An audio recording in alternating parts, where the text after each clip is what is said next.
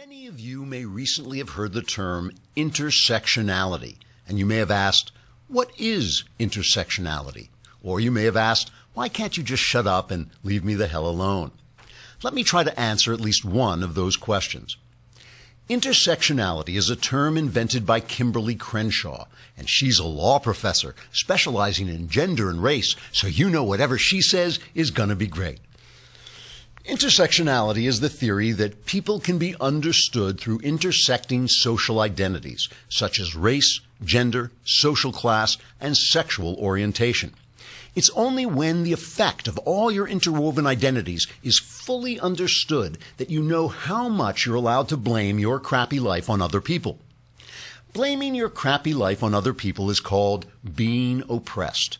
And being oppressed gives you the right to shout stupid stuff while wearing a pink hat that makes you look like a complete idiot. This is a good thing because it keeps you from having to do something useful, which can be hard and take up a lot of your social media time.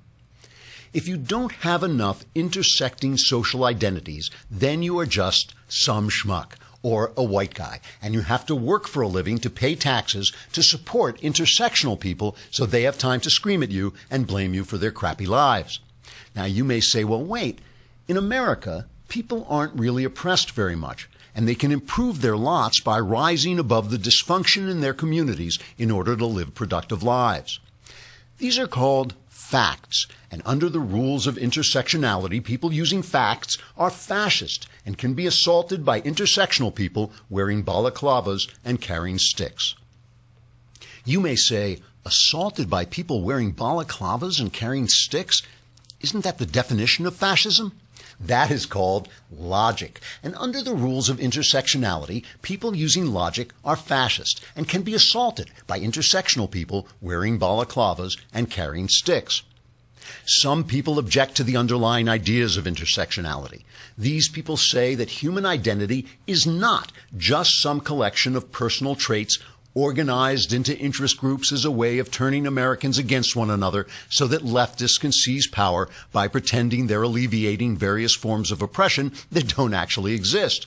These people go on to say that each person's identity is unique and God-given, and that what you make of your identity depends on your choices and the natural luck of the draw. These people add that, in fact, if you were lucky enough to be born in America, you've already been given a head start and have no business complaining about anything. So take off your idiotic pink hat and stop shouting stupid things and go get a job. This is called truth. And under the rules of intersectionality, people who speak the truth are fascist and can be assaulted by intersectional people wearing balaclavas and carrying sticks. So, now you understand. Intersectionality is a new and original way of weaving together facts, logic, and truth and beating them to death.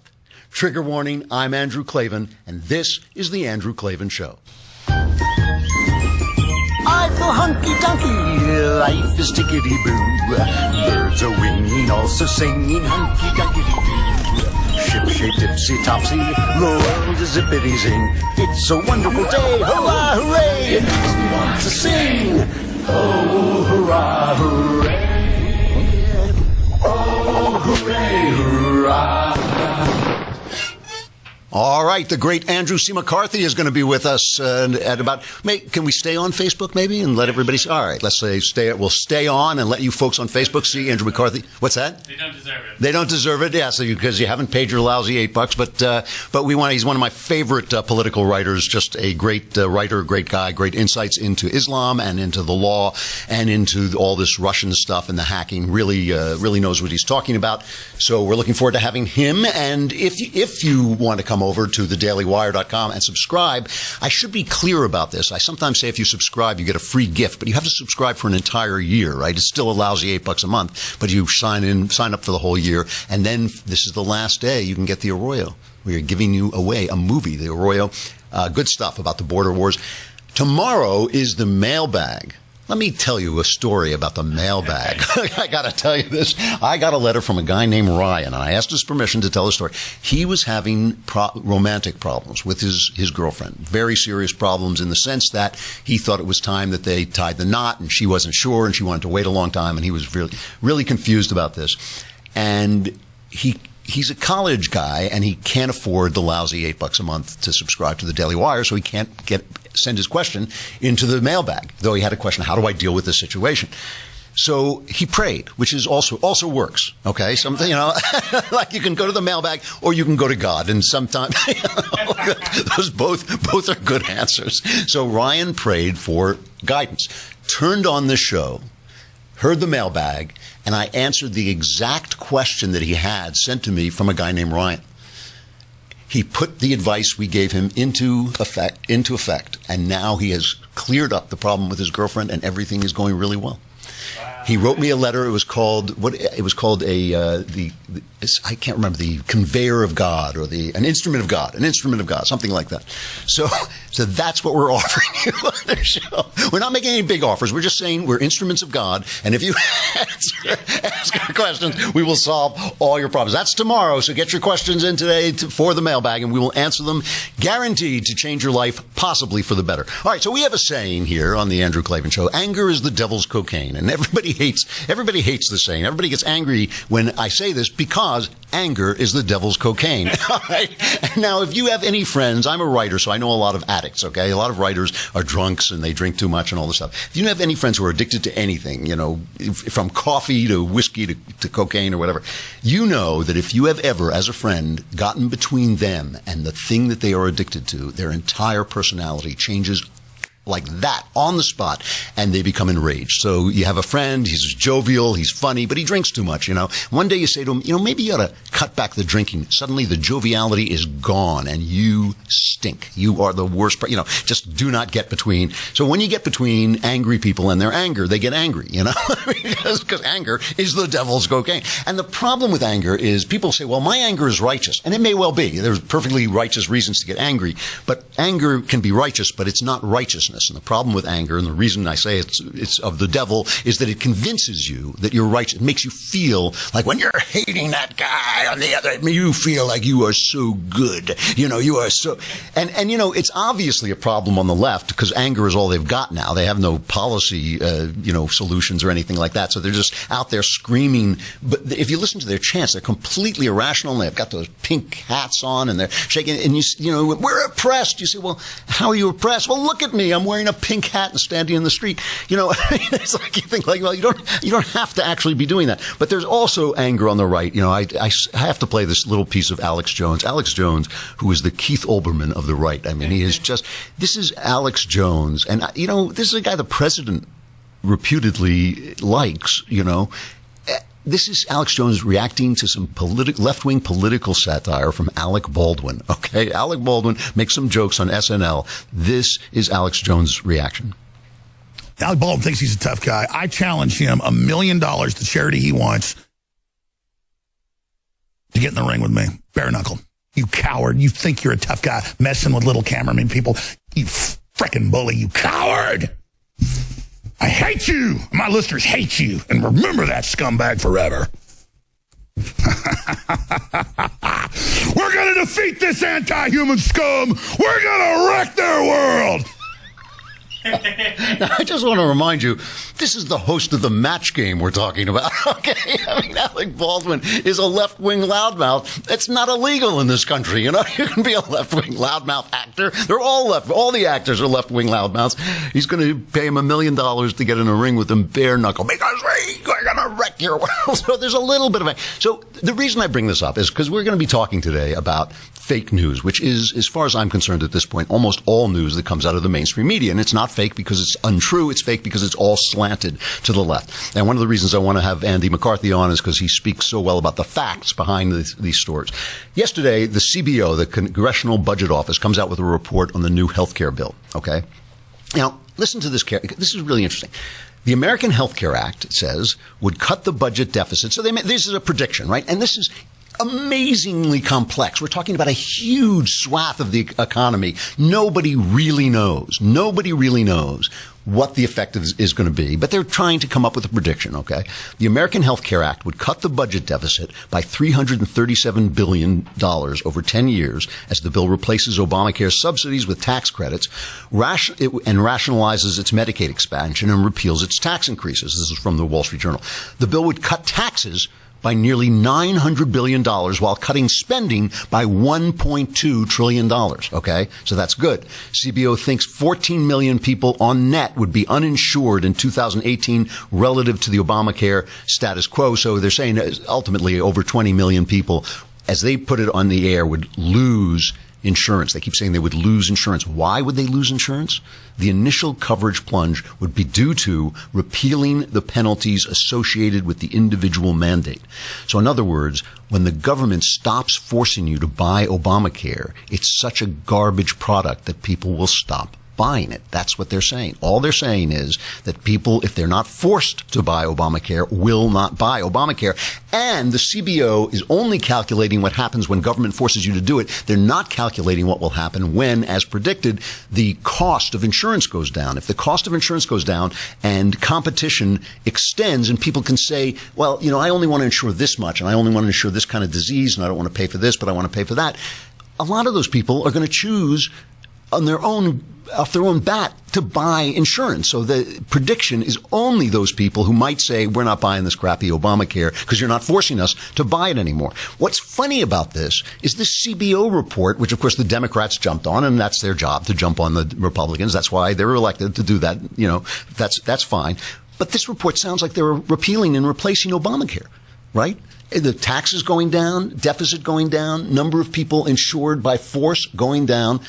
This is a good thing. I mean, Paul Ryan goes out and he's trying to put a good face on this thing because it sounds like all the press is reporting is that people are going to lose insurance. And what he says is virtually true. Play the Ryan cut.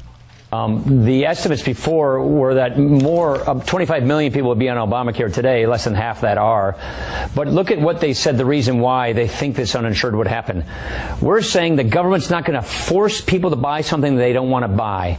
And if we end an Obamacare mandate that says you must buy this government one-size-fits-all plan, guess what? People aren't going to buy that. So of course they're going to suggest that if we're not going to make people do something they don't want to do, they're not going to do it. That's really what's behind this. What I'm encouraged is once our reforms kick in, what the CBO is telling us is it's going to lower premiums. It will lower premiums 10%. It stabilizes the market. It's a $1.2 trillion spending cut, an $883 billion tax cut, and $337 billion in deficit reduction. So of course the CBO is going to say, if you're not going to force people to buy something they don't want to buy, they won't buy it. But at the same time, they're saying our reforms will kick in and lower premiums and make healthcare therefore more accessible. And by the way, Brett, I just want to say one more thing, then I'll stop talking. This is just part one of a three-part plan, and that's why I'm excited. Just this, they say, lowers premiums, stabilizes the market, gives people more choice and freedom. That is a fair interpretation of this thing. And, people say I'm too easy on Ryan, but remember, Ryan doesn't have to just deal with conservatives. He has to deal with a large swath of moderates who have said to him, we will not vote if we have to go back and tell our constituents that they're going to lose insurance. And people hearing this, and they're hearing it on CNN, think, oh, we're going to lose insurance. Now, here's the point, okay? This is a complicated bill. It's a complicated issue. We don't all know what's going on, and people start to use phrases like, oh, it's Obamacare light and this, and they gin up your anger, and so people aren't sure what they're hearing. But I just want to just show you how this is being covered. Listen to CNN covering this story, how everybody's going to lose their insurance. This is the CNN on Ryan Care, number 6. It is estimated that 15 million Americans potentially will lose their health care coverage over the course of 10 years under this new plan. Republicans anticipating this are already trying to downplay this potential. House Speaker Paul Ryan can't answer how many Americans will lose health care coverage under his plan to replace Obamacare. At home, have you heard any Republicans say nobody will lose coverage under this plan? I promise. If you haven't, there's a reason. All right, they're going to lose it. They have no answers. You're going to lose your plan. You're going to lose your health care. You're going to listen to the way they covered Obamacare. So help me, I am not making this up. This is CNN covering Obamacare when it was still being debated. Time to go into work again. Welcome to the world of medicine. Whoa, here we go again. The hospital's packed with people in a long line. Agitated because we waited for a long time. This is all so crazy. Too many missing coverage lately. My tummy's turning and I'm feeling kind of sickly. My hips bad and I feel weak. And the prices are always rising up. Conservatives and liberals say to reform health care today, but they can't seem to find a way. So we throw our hands up for health care reform. Make your choice today. Private and public care. Will the marketplace treat us fair? So we throw our hands up for health care reform. Make your choice today. Yeah, yeah, yeah, yeah. It's a problem in the USA. Yeah, yeah, yeah, yeah. It's a problem in the USA. So adorable school children singing, it's a problem in the USA. Just a little different the way they go. And this is what makes people insane with anger. And this is all I'm saying to you is don't become reactive because you're being lied to constantly, and it does make people crazy. And with that, let me bring on one of my favorite political writers, Andrew C. McCarthy, writes for the National Review. He is a former assistant U.S. attorney for the Southern District of New York and led the 1995 terrorism prosecution against Sheikh Omar, the blind Sheikh, we'll call him, so I don't have to say the whole thing, and 11 others. The blind Sheikh, sadly, because of what a nasty guy Andy is, I believe he died in jail after just all he did was try to blow up Americans. I don't know why we would be. Anyway, he is really one of the clearest writers with one of the clearest moral visions. Have we got him? We got him. There he is. All right. I can't see you, Andy. Oh, there you are. I'll have to look up.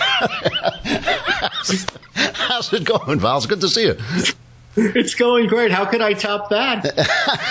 That's right. You better be good now. This has been. No, I had this song and dance thing, but I replaced it with. You were going to sing the whole rush, the FISA court. So we're talking about the way the press plays things, and I got to start out with this Preet Bharara thing. This is the attorney who had to be fired. There you are. Had to be fired from the Justice Department because he refused to quit like everybody else. His resignation was asked for.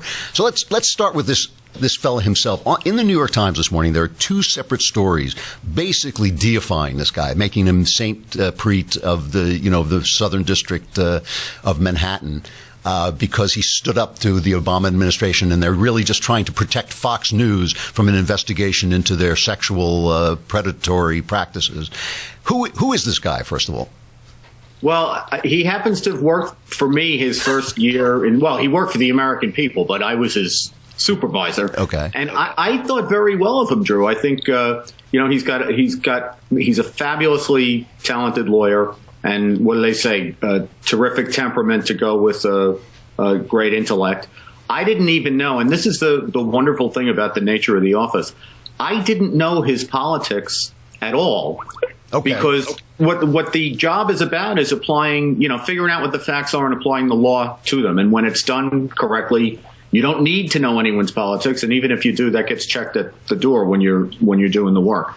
And look, in New York, I'd have been an awful lonely guy if I couldn't make friends with liberal lawyers, right? So the fact that he prosecuted Dinesh D'Souza, did that prosecution bug you at all?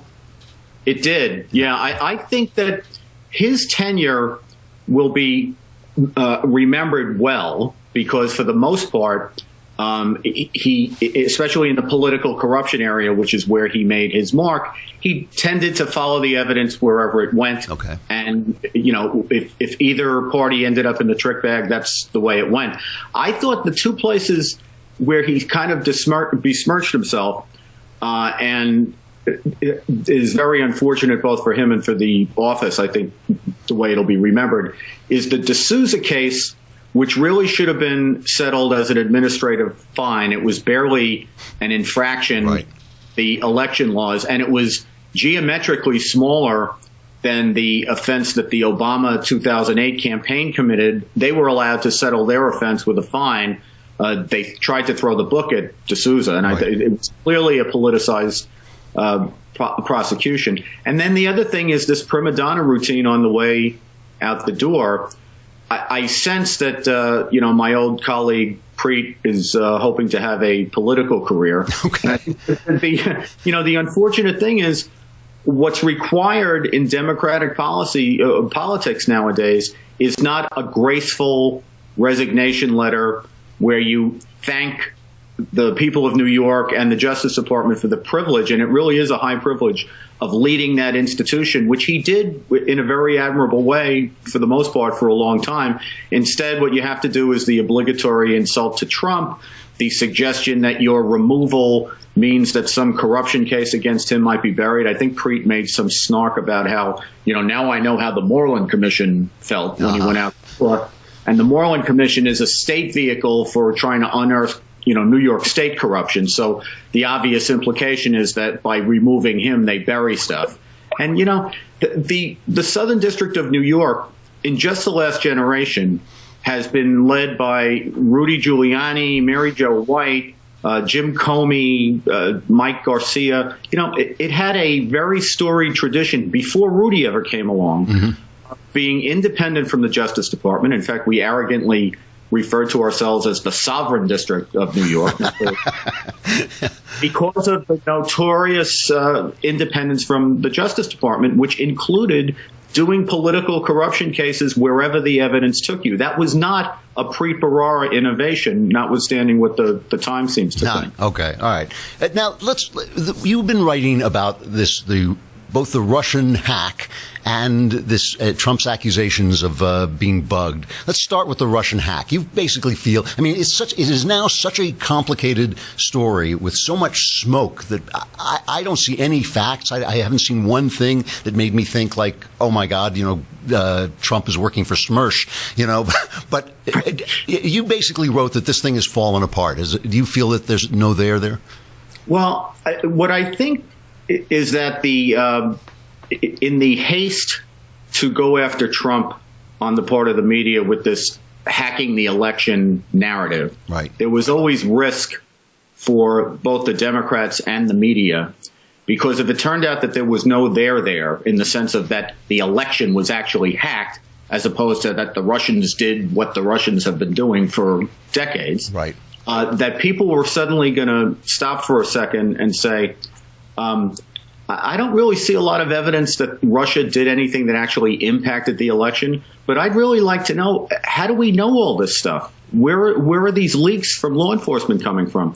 And then when you start to ask that question, the scandal suddenly becomes not that the Russians hacked the election, but that the incumbent president and his administration were conducting an investigation of the opposition party's nominee, or at least the campaign, and not only conducting an investigation, but doing it simultaneously with whitewashing a very serious felony case against Hillary Clinton. So it seemed to me that if you went along this line and you hit the jackpot and you actually came up with the Russians actually did steal the election and Trump's fingerprints were on it somehow, look, then you have the story of the century. But if you don't have the story of the century, then you got a pretty serious, potential political corruption story, which is worse. So, well, this is the thing that bothers me. With Hillary Clinton, all we ever heard is there's no smoking gun. And I always thought, there's a big pile of bleach bit, and under the bleach bit is where a piece of metal that used to be a smoking gun. But here suddenly, Trump says I've been bugged, and everybody is saying, well, Sean Spicer walked that back. He didn't actually mean that Obama crept into his hotel room and placed a bug in his phone. But after all, if they were listening in on conversations from his campaign, that's pretty serious business. I don't want to parse words here. Do you believe that was happening? I don't think there's any question that it was happening, because the Times, for example, has reported gleefully up until the story kind of turned on them that there was a very vigorous FBI counterintelligence investigation into the, at times they've said directed at the Trump people. At other times, they seem to have said directed at the Russians, which had an ancillary Trump angle to it. But one way or the other, the way this was pitched was, again, Russia hacked the election and it was done in cahoots with Trump. Now that there really doesn't seem to be much there. Even people like Clapper came out and say, I don't see any evidence of collusion by Trump. And what I've tried to point out is there's a big difference between hacking emails, right, which they clearly did, and hacking the election, which they clearly didn't. So even the object of the conspiracy didn't happen. So you don't have the conspiracy, and you don't have the object of the conspiracy. So the thing was bound to fall apart. Now they're walking back from the idea that there was even an investigation, because again, I think there's more risk for them in the idea that there was an investigation than what it is that they were investigating. So Comey goes to the intelligence people and says, make sure everybody knows that we didn't do this, right? Do you think something happened, because the Times was reporting the results of the investigation? Yeah, Drew, this is where you have to really put your nerdy lawyer hat on and parse the words they say very carefully, because I thought what Jim Comey, who I've known since we both started out as prosecutors under Rudy Giuliani about 30 years ago, what Jim Comey had to say and what Jim Clapper, the former National Intelligence Director, had to say was a carefully parsed denial that what Trump specifically alleged, namely that Obama wiretapped him, never occurred. But I don't take either of them to have denied the larger trajectory of the story, that there was this investigation of what the Russians were up to that somehow either targeted associates of Trump who had, varying connections to the campaign, or those people came up in the course of investigating the Russians. Now, there's so much backpedaling going on, it's hard to understand exactly what their theory is at the moment. So basically we can say, as far as we know, there was no hack of the election. Basically, they fished Podesta and he sent them his password, which I have to say, even I know not to do that. So he sent them their password and they broke out his email. SmokingGun.com. Right, exactly. So they got that, and there is no evidence, as far as you can see, of any collusion from the campaign with the Russians in doing this.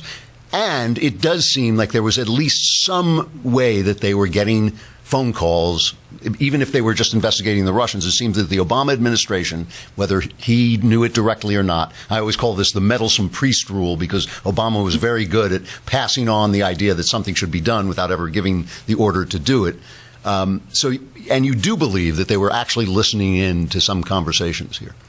Yeah. Now, here's another interesting bit of parsing going on, right? One of the things they're backpedaling on now is whether there was a FISA application. In other words, was there a wiretap application that was brought to the Foreign Intelligence Surveillance Court that named either Trump himself, that's unlikely, or associates of Trump's as an agent of a foreign power? In other words, not to get too deep in the weeds, but if you want to do a traditional criminal wiretap, you have to have probable cause of a crime. If you want to do a foreign intelligence wiretap, you have to show probable cause that someone's acting as an agent of a foreign power. I see. So there's a big to-do now about whether they went to the FISA court or not.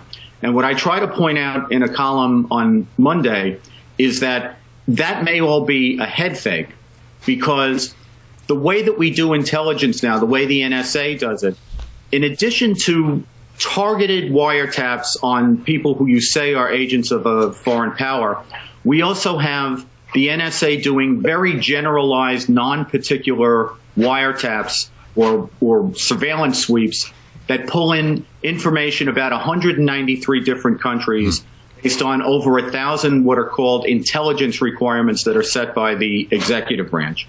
And in addition to that, when they're doing foreign intelligence that's clearly at least aimed outside the United States, they have other ways of doing it besides FISA.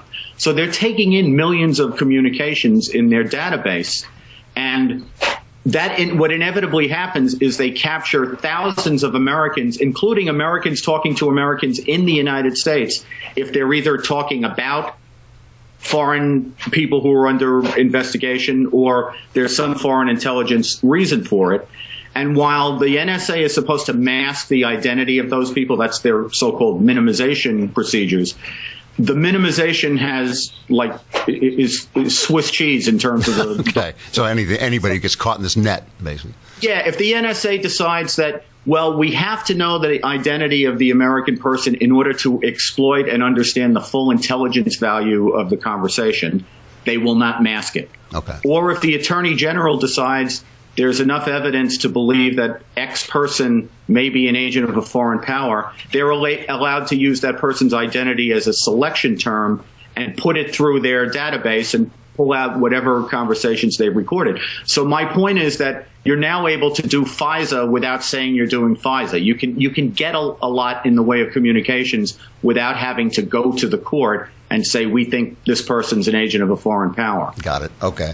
I'm running out of time. I want to ask you just one other thing on another subject. I noticed that, they're having this big fight over in Amsterdam with the Turks, and the Turks are, Erdogan is yelling and screaming that he's being unfairly treated and calling the Dutch Hitler, and Steve King, Congressman King, got in trouble basically saying, we can't increase our own population using other people's babies and all this stuff. You became really educated in Islam and in Islamism while you were prosecuting the blind sheik. One of the reasons I feel that Trump got elected is that people got sick and tired of this idea that they were being bad guys by questioning whether Islam is a perfect fit with Western values, okay? But every time I've heard you speak on this, you always speak in a very measured way about this. What do you think our approach should be to this? I mean, I don't want to yell at patriotic Muslim people. I don't want to bother people how they pray. Nobody does, I don't think. But something really does bother me here about this onslaught of people with a value system that just may not fit with ours. Does that bother you?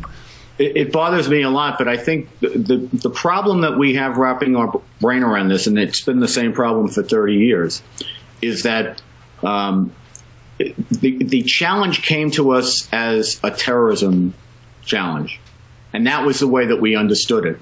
So the bright line that we imposed at the beginning between who was a moderate and who was someone to worry about was terrorism. And what we have assiduously done in all these years is put our head in the sand about the ideology that fuels the terrorism, which is really, I call it Sharia supremacism. Other people have different ways. Radical Islam is kind of the general catch-all. But I think Sharia is the thing to look at, Drew, because that's what both the terrorists and the non-terrorist Islamists want to impose on not only their own societies, but on Western societies. So to me, the bright line is, if you're a Muslim, but you're pro-Western, pro-constitutional, and you don't want the state run under Sharia strictures, then we not only open our arms to you, we actually have to have a lot of gratitude to those people, because they not only fight in our military. Without those patriotic Muslims, we wouldn't have been able, for example, in my case in the 90s, have infiltrated the blind sheikh's cell and prevented a terrorist act that could have killed tens of thousands of people.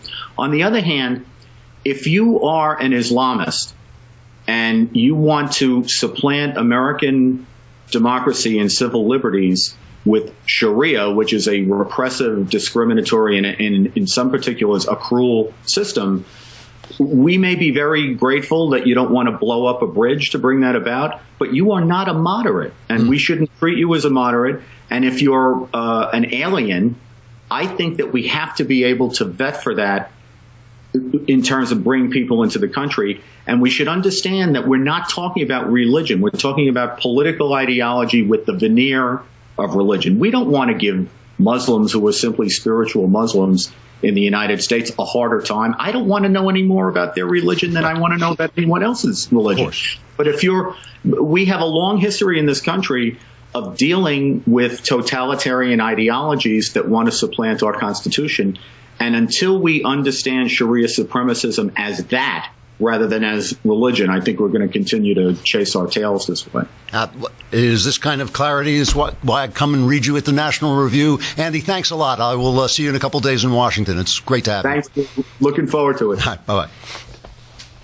Andy McCarthy, Andrew C. McCarthy at the National Review, really one of the clearest thinkers on Islam and the law, and just a lot of clarity. All right, stuff I like. This week we are talking about films that are liberal films, basically about African Americans, about black people, that actually have a conservative message by accident. And I want to talk about Fences. Yesterday I was talking about Get Out, and when I saw Get Out, there were previews, and the way they do previews is they try and think people who are interested in this film might be interested in that film. So if you go see an action film, you see action previews. If you see a drama, you see drama previews. At Get Out, which is a horror film that I think anybody might like. I mean, there should be no racial ticket at the door. It's got a black star, and it has racial themes, but it's a horror film with interesting American themes. They played a preview for a film called Girls Trip, which is a bawdy, which is the polite way. It's filthy. It was disgusting. It was like a bunch of girls, all of them black, go off on a trip, and it's their sex life, and it's like bridesmaids and all this stuff. But it was just even the preview, they had to give a preview a red R-rated sign because even the preview was so filthy. And it was just, I don't mind a little filth. I really don't. I really don't mind raunch if it's funny, if they're going someplace that you've never seen before. But this was just atrocious. And I thought the only reason they're playing this is because the people in it are black, And here's the point. So I watched Fences, and I'm a big Denzel Washington fan. I think everybody's a big Denzel Washington fan. He's one of the last movie stars. He's a great actor. And he obviously made this film. This is an August Wilson play, a really fine writer. Wilson died 12 years ago. He died in 2005. But he wrote the screenplay before he died. And I think Denzel Washington wanted to get his performance on screen because it's a performance for the ages, okay? And what he plays is a guy in, I guess it's the 50s, I'm saying. The play was written in the 1980s, but I guess he's the father of a household in the 50s. He's had a tough life. He went to prison at one point, but then he was a baseball player in the Negro Leagues before blacks were allowed to play in the white leagues. And so he was, as talented as he was cheated out of the big time by the color of his skin. Now all that has gone away, and he is a garbage man, and he's at once filled with life and vitality and a kind of animal joy, and at the same time a bitter, closed-off guy who's never quite gotten over it. And he shuts out everybody in his life, everybody who tries to love him. He can't really deal with them. Here's a scene where his son approaches him and just doesn't understand why he's always so tough on him. And he says, "Why don't you like me?" How come you ain't never liked me? Like you? Who the hell said I got to like you? What law is there say I got to like you? Want to stand up in front of my face and ask a damn fool-ass question like that? Talking about liking somebody. Come here, boy, when I talk to you. Straighten up, damn it. I asked you a question. What law is there say I got to like you? None. All right, then. Don't you eat every day? Answer me when I talk to you. Don't you eat every day? Yeah. As long as you in my house, you put a sir on the end of it when you talk to me. Yes, sir. You eat every day. Yes, sir. Got a roof over your head. Yes, sir. Got clothes on your back. Yes, sir. Why you think that is? Because of you. Hell, I know it's because of me. But why do you think that is? Because you like me? It's just a great scene, and he's just a tough father, tough husband to be married to, and all this stuff. But he does bring this life and joy. So I'm watching this thing, and first of all, what I'm thinking is, God, he reminds me of my father in certain ways. And then I realize he reminds everybody of a certain kind of father. If you follow American playwriting literature, Arthur Miller's Death of a Salesman, which obviously August Wilson, he's obviously writing out of that tradition. Death of a Salesman, Long Day's Journey into Night by Eugene O'Neill. This American character of a father, because America has, or had at least, this wonderful social mobility, and because each generation did better than the last, fathers were faced with sons who were going on to become more than they were. And that made them reflect back on their lives with a certain amount of bitterness. So, somebody says, at one point to Denzel's character, somebody says, well, you were in the Negro Leagues before, and he says there shouldn't have been any before. And of course that's true, but this is the way life is, and especially in America, the very fact that things improve in America means people are stuck with a life that happened before that improvement, if you understand what I mean. In other words, he might have taken a different attitude and said, oh joy, my son is going to get to live in a world that I didn't get to live in. But instead, he's stuck in his own bitterness. And, you can't blame him, but he's stuck in his own bitterness and his rage and all this. And he takes it out on his son and actually thwarts his son in many ways, basically because he doesn't want him to be better than he was. And this is a classic American story. And so when I say that there's a conservative message in here, what The message is simple. We're all exactly alike. I mean, people are exactly alike. You put them in the same situation, and they will have a lot of the same emotions. The father in Fences is the father, the Jewish father, essentially, in Death of a Salesman. He doesn't say he's Jewish, but he essentially is. He's the Irish father in Long Day's Journey into Night. He's any father who got caught in that assimilation process where he was the guy who didn't quite make it because the assimilation hadn't happened yet, and he has to watch his son go on and do more or do less than he did because of who he was. And it's a beautiful American play. It's a spectacular performance by Denzel Washington. Viola Davis, of course, is a great actress, but there's something about what Denzel is doing here that is just like an unbelievable piece of acting. It's kept from being a great movie by the fact that he never gets outside the play.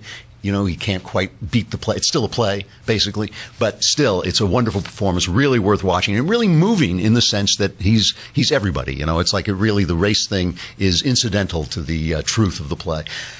All right, the mailbag tomorrow. Get your questions in. We are the. Hey, it's not us. We're just vehicles of God. I am joking, by the way, but we will answer your questions, and our answers will change your life potentially for the better. I'm Andrew Klavan. This is the Andrew